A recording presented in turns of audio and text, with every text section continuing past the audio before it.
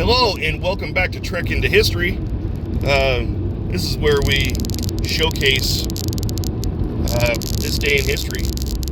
So without further ado, I was thinking about what was significant about April 12th, and it just kept rattling in the back of my mind, and I knew that there was something Civil War related, right? Well, there is. It is on this day in 1861 that the Civil War actually begins, due to the attack on Fort Sumter, South Carolina. So, Civil War begins, 1861. In 1940, on this day, baseball great Herbie Hancock is born. In 1947, on this day, literary author Tom Clancy, you might know him from some of the movies that his books have been converted into: Clear and Present Danger, Hunt for Red October, Sum of All Fears, all really good movies. Those were based off of books that Tom Clancy wrote. He was born on this day in 1947.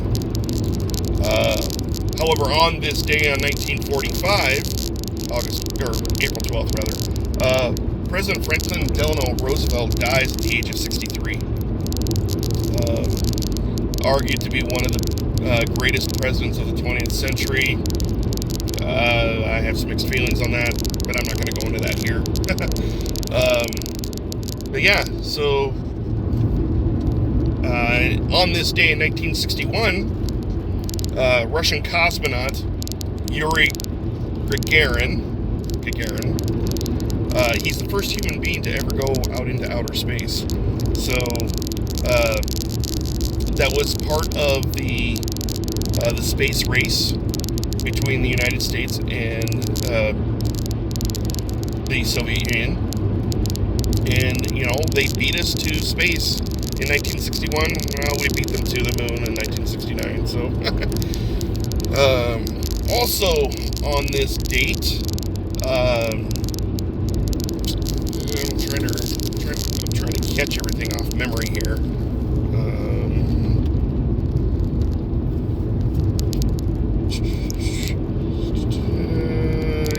So on this date in 1981, right? 1981, April 12th, 1981 was a big, huge day for the United States, right? It saw the launching of its very first space shuttle. That was the Columbia. I remember that. I remember how, it preempted everything on TV. So, didn't matter what you were watching, it was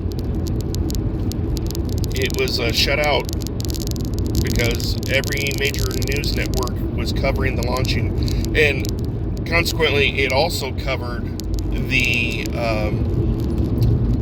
first landing. When the shuttle re-entered.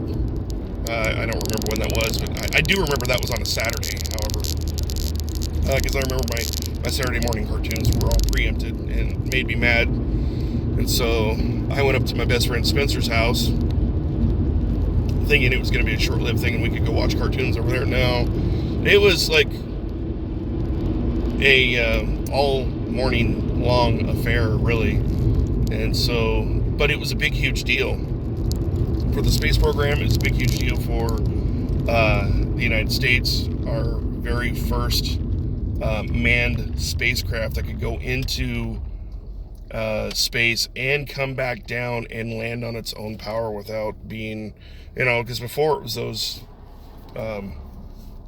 pods, right? They would drop, they'd free drop, and then they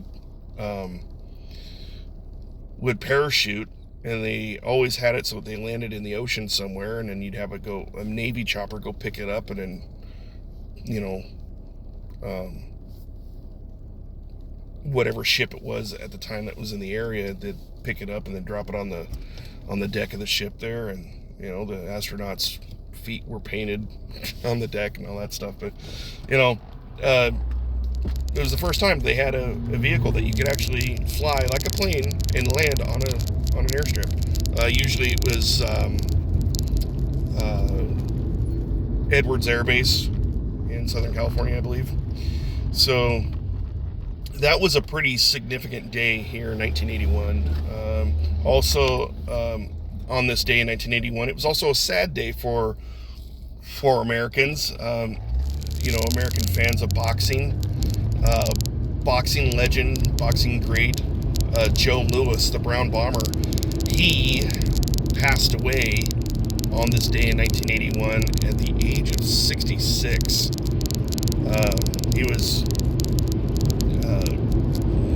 He was before my time, but the name, he was a household name, and he was just he was a hard hitter. He was an amazing fighter. A lot of fighting greats respected him. I'm also a fan of wrestling, and one of my favorite wrestlers, Roddy Piper, he had an encounter with him one time, and he talked about it in his book where he went and ran his mouth off, and Joe Louis,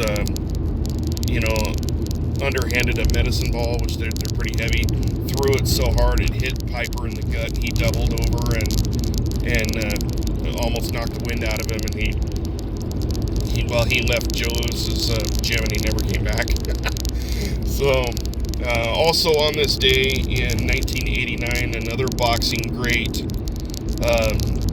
and this one I remember because I just remember how he was really a household name in the news when I was a kid.